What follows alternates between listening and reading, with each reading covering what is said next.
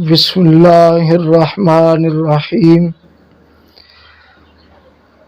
خدا سے عرض ہے اللہ تبارک و تعالی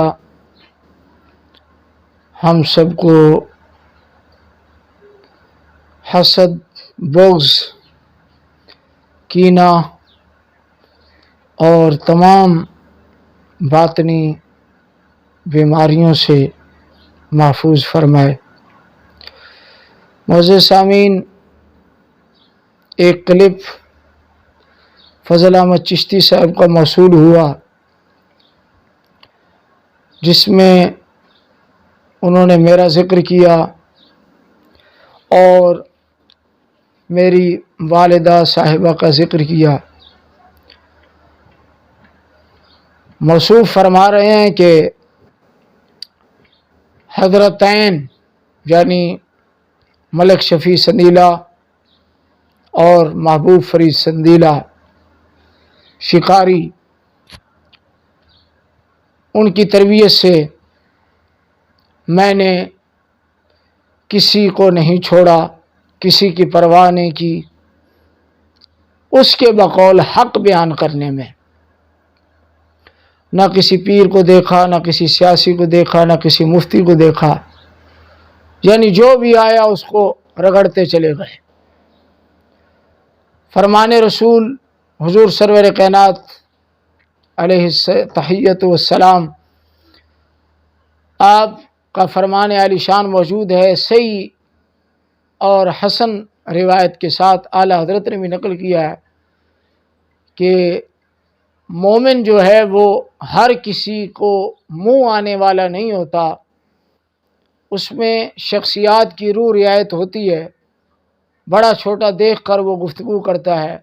اور اعلی حضرت نے فرمایا جو ہر کسی کو برا کہے اور ہر کسی کے منہ آئے، کسی کا لحاظ نہ رکھے، وہ یا تو حرامی ہے اور یا اس کی رگ ولادت جو ہے وہ زنا والی ہے۔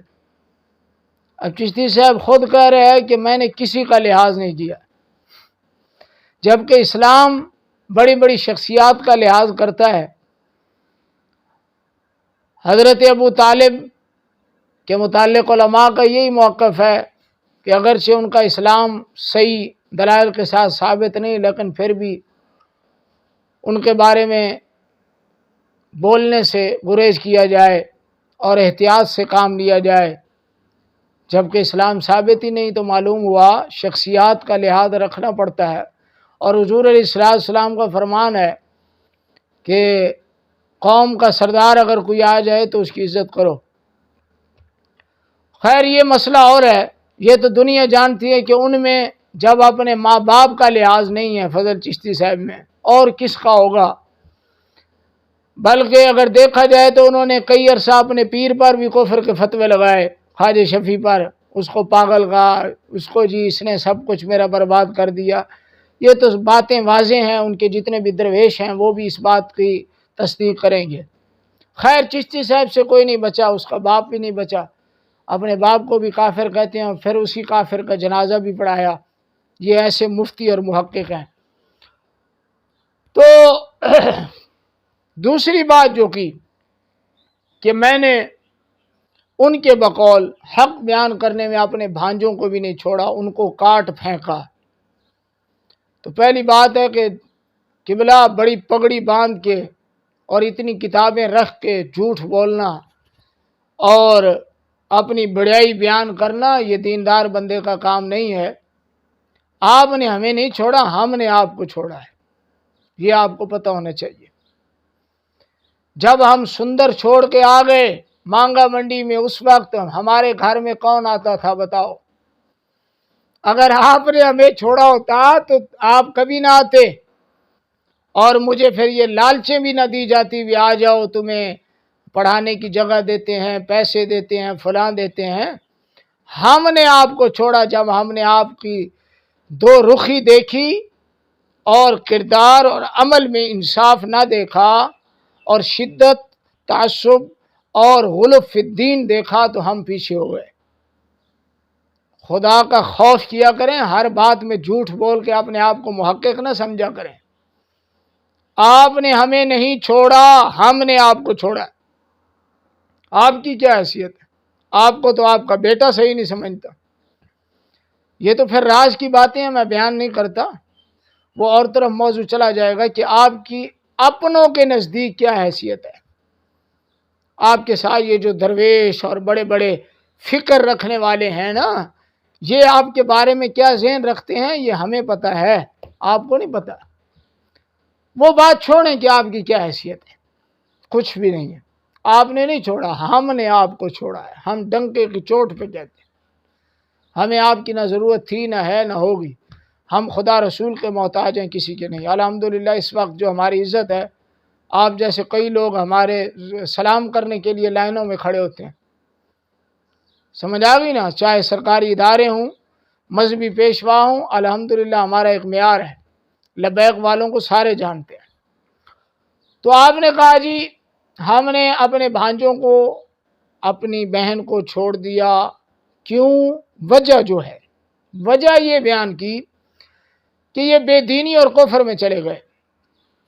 اب سوال یہ ہے کہ جب ہم سندر سے چھوڑ کر آئے، اس وقت بے دینی میں ہم آ گئے، آپ کے نزدیک کفر میں آ گئے، کیونکہ ہم نے چھوڑا اسی وجہ سے تھا کہ آپ سکول کو علی الاطلاق حرام کہتے ہیں، کفر کہتے ہیں، ہم نہیں کہتے علی الاطلاق، ٹھیک ہے؟ رہا مخصوص صورتیں تو اس میں سکول کی تخصیص نہیں ہے۔ اگر مدرسے میں بھی بعض کفریات کی باتیں شوق سے پڑھائی جاتی ہیں تو مدرسے پر بھی حکم لگ جائے گا کفر کا۔ وہ تو موقع محل سے ہوتا ہے، جو بھی شے کسی چیز کا حکم، یہ تو نہیں ہوتا کہ اگر سکول میں کوئی برائی ہوئی تو وہ ہمیشہ کے لیے برا ہو گیا۔ اگر یہ برائیاں دیکھ کر فتوے لگانے ہیں نا علی الاطلاق، تو آپ کے مدارس کتنے محفوظ ہیں، آپ کا مدرسہ کتنا محفوظ ہے، یہ تو بتائیں آپ۔ تو جب اختلاف وہاں سے شروع ہوا، اصل اختلاف جو ہے وہ کبیرہ جو آپ کا ہے، حضرت کبیر، جس کو سورہ فاتحہ بھی سیدھی نہیں آتی تھی، اس کی وجہ سے ہوا تھا اختلاف اصل شروع، اس کی وجہ سے۔ جب ہم چھوڑ آئے کفر میں تو ہم چلے گئے، پھر آپ مانگا منڈی میں ہمارے پاس کیا کرنے آتے تھے جب ہم کفر میں چلے گئے؟ سوال نمبر 1۔ سوال نمبر 2، اگر ہم ہیں کافر، تکفیر کلامی ہے تو فتویٰ لکھو، دلائل لکھو، اس پر اپنی مہر لگاؤ، تاکہ پتہ چلے نا کہ تم واقعی مفتی ہو اور ہم پر فتویٰ لگتا ہے۔ اور اگر ہم سکول ٹی وی کی وجہ سے ہیں کافر، یعنی تکفیر کلامی ہم پر لگتی ہے، تو یہ بتایا جائے کہ بلا مولانا حضرت صاحب چشتی صاحب، یہ بتائیں کیا آپ کے کافروں کے ساتھ تعلق نہیں ہے، سکولیوں کے ساتھ تعلق نہیں ہے، ووٹ والے آپ کے دوست نہیں ہیں، آپ ان کے پاس آتے جاتے نہیں ہیں؟ بتائیں نا ذرا۔ یہ جو لاہور والے راجپوت ہیں، یہ سارے دودھ کے دھلے ہوئے ہیں، یہ چور ڈاکو زانی شرابی لوگ جو آپ کے آ کے نذرانے دیتے ہیں اور آپ ان کے ساتھ بیٹھتے ہیں، اور ان کی عورتیں بھی آپ کے سامنے بغیر پردہ کے آتی ہیں، یہ سب دین ہے، یہ کفر نہیں ہے؟ یعنی اگر سکول آپ کا ماننے والا جائے اور آپ کا تعلق رکھنے والا سکول میں جائے اور اس کو صحیح سمجھے، کفر نہ سمجھے، اور اس کے ساتھ آپ تعلق رکھیں تو وہ مومن ہے۔ اگر سکول اور ان اختلافی مسائل کی وجہ سے ہم پر تکفیر کلامی آتی ہے مولانا صاحب، تو پھر خواجہ شفیع پر بھی آتی ہے کہ جس نے سکولیوں کو اپنی بیٹیاں دے دیں، وہ اس پر کوئی حکم نہیں ہے؟ چلو تکفیر کلامی نہیں، حرام تو کہہ دو۔ تو یہ ڈرامے بند کرو۔ اصل یہ بات نہیں کہ کیوں ہم دور ہوئے، یہ بات نہیں ہے کفر دین کی، سمجھ آ گئی؟ دین کا تو مسئلہ ہی نہیں ہے۔ الحمدللہ جو دین ہمارا ہے وہی تمہارا ہے، جو تمہارا ہے وہی ہمارا ہے۔ عقائد میں، اہل سنت کے عقائد میں کس کو اختلاف ہے؟ رہا اختلافی مسائل، سکول ٹی وی ووٹ، تو اس میں تو تکفیر ہے ہی نہیں۔ میرا چیلنج ہے، آپ تکفیر ثابت کر کے دکھائیں، اصول تکفیر سامنے رکھیں۔ کبھی بھی تکفیر کلامی سکول ٹی وی ووٹ کے موضوع پر لگ ہی نہیں سکتی۔ آپ کو پتہ نہیں کس نے مفتی بنایا، چیلنج ہے میرا، ثابت کریں تکفیر کلامی۔ ڈرامہ بنا دیا کفر کفر کفر کفر۔ تو یہ کوئی بات نہیں ہے کہ جی بے دینی میں چلے گئے، کفر میں چلے گئے، ہم نے ان کو چھوڑ دیا۔ آپ نے نہیں چھوڑا، ہم نے آپ کو چھوڑا ہے۔ آپ کی ناانصافی اور شدت اور غلو فی الدین کی وجہ سے، جس سے حضور علیہ السلام نے منع فرمایا غلو فی الدین سے۔ تیسرا چیلنج میرا یہ ہے، تیسرا سوال یہ ہے کہ اگر ہم ہیں کافر تو آپ فتویٰ صادر کریں، تحریری فتویٰ لکھیں، اور سب سے پہلے آپ خود توبہ کریں، رجوع کریں، جو ہمارے ساتھ آپ نے سندر سے آنے کے بعد بھی تعلق رکھا۔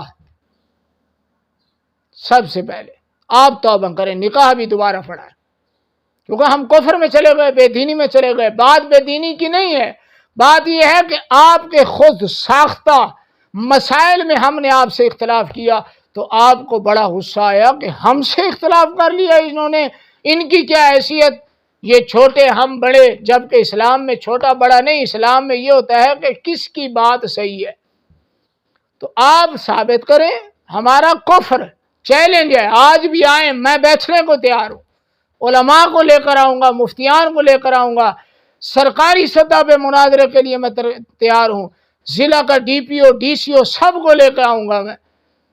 آپ صرف مجھے کفر ثابت کر دیں کہ علل اطلاق ٹی وی، ووٹ، سکول یہ ہے ہی کفر، اس کے علاوہ ان کی کوئی صورت ہی نہیں ہے، آپ یہ ثابت کریں۔ میں اعلیٰ حضرت سے لے کر آخری شیخ اہل سنت تک ثابت کروں گا فتاوی جات کی روشنی میں کہ نیک مقصد اور نیک نیت کے لیے ووٹ جائز ہے، اور سکول صرف تعلیم دنیاوی کی حد تک، اس کے ساتھ ساتھ کفریات جو اسلامی تعلیم بھی ہو، اور بندے کا عقیدہ اگر خراب نہ ہو تو یہ بالکل جائز ہے، حرام نہیں ہے۔ جس طرح کہ فلسفہ پڑھایا جاتا ہے اس کے رد کے ساتھ اسلام میں، جبکہ فلسفہ سارا کا سارا ارتداد اور کفر ہے، فلسفہ وہ پڑھائیں تو ٹھیک ہے، کفر میں اگر سکول میں کوئی کفر پڑھایا جائے تو وہ کفر ہو گیا۔ اب فتویٰ دونوں پہ لگائیں نا، بے حیائی کا سبق سکول دے تو حرام ہے، بالکل حرام ہے، ہم کہتے ہیں بے حیائی حرام ہے جہاں بھی ہو۔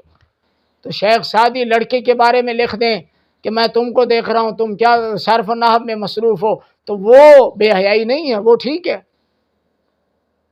تو لہٰذا یہ آپ کا بیان سراسر جھوٹ پر مبنی ہے، آپ نے ہمیں نہیں چھوڑا، ہم نے آپ کو چھوڑا ہے، اور کوئی کفر نہیں، کوئی بے دینی نہیں ہے، صرف آپ کے ذاتی مسائل میں ہم نے آپ سے اختلاف کیا ہے۔ اگر یہی مسائل کفر ہیں تو سب سے پہلے خواجہ شفیع بے ایمان مرا، اس کی اولاد، آپ خود سعد الدین بھی۔ اب بتاؤ وہ نذیر سندیلہ جو ہے، جو کہ وکیل بھی ہے اور یونیورسٹی بھی چلا رہا ہے، سکول ماسٹر بھی ہے، اس کے ساتھ سعد الدین جفیاں ڈالے، اس کے ساتھ تعلق رکھے، اس کے ساتھ آنا جانا کھانا پینا سب کچھ کرے، اور وہ نذیر میرے ساتھ بھی دعا سلام رکھتا ہے، تو وہ جائز ہے، وہاں فتوی کفر نہیں ہے۔ ہم پر فتوی کفر کیسے آ گیا فضل چشتی؟ اگر غیرت مند بننا ہے تو اپنے تعلقات فی الفور سب سے ختم کرو، صرف ان سے رکھو جو تمہاری خود ساختہ فکر ماننے والے ہیں، باقی معاملات سارے ختم کرو۔ اگر یہی عمل شروع کر دیا تم تو دنیا میں نہیں رہ سکتے، سمجھ آ گئی بات؟ لہذا سب سے پہلے خود ایمان لے کر آؤ، کیونکہ تم نے سندر چھوڑنے کے بعد، ہمارے کافر ہونے کے بعد بھی ہمارے ساتھ تعلق رکھے اور ہمیں آفریں دیتے رہے، جی 50,000 مہینہ دوں گا، یہ دوں گا، وہ دوں گا، آؤ۔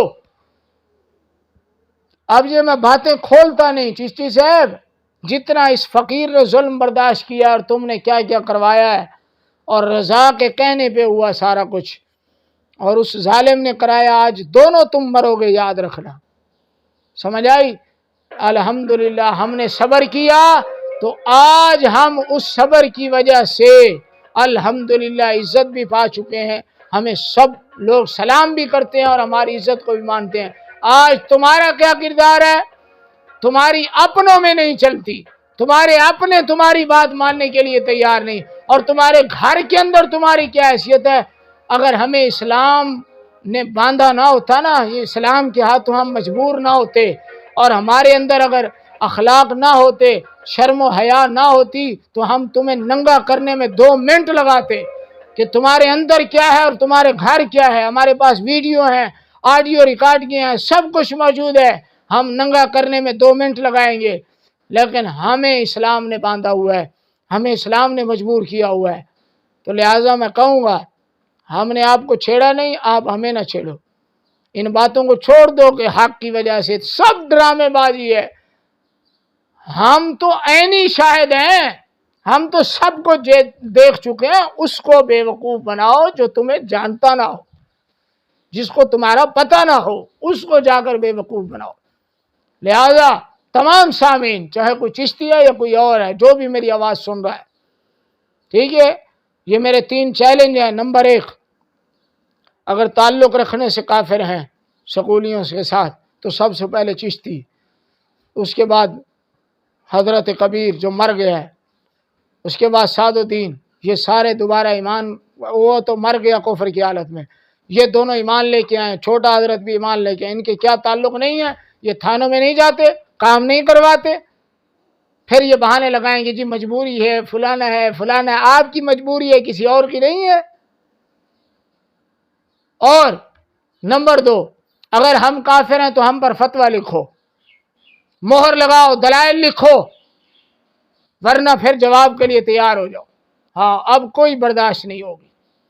نمبر 3، اگر تعلق کی وجہ سے، ان چیزوں کی وجہ سے، معاملات کی وجہ سے، یا ان اختلافی مسائل میں شدت نہ اختیار کرنے کی وجہ سے میں کافر ہوں، تو پھر سب سے پہلے کافر خواجہ شفیع ہے، جس نے اپنی بیٹیاں سکولیوں کو دیں اور ان کے ساتھ تعلق رکھا اور ان کا دفاع کرتا رہا۔ سب سے پہلے اس پر فتویٰ لگا، اگر واقعی تم غیرت مند اور سچی ہو، ورنہ یہ ڈرامے بازی بند کر دو۔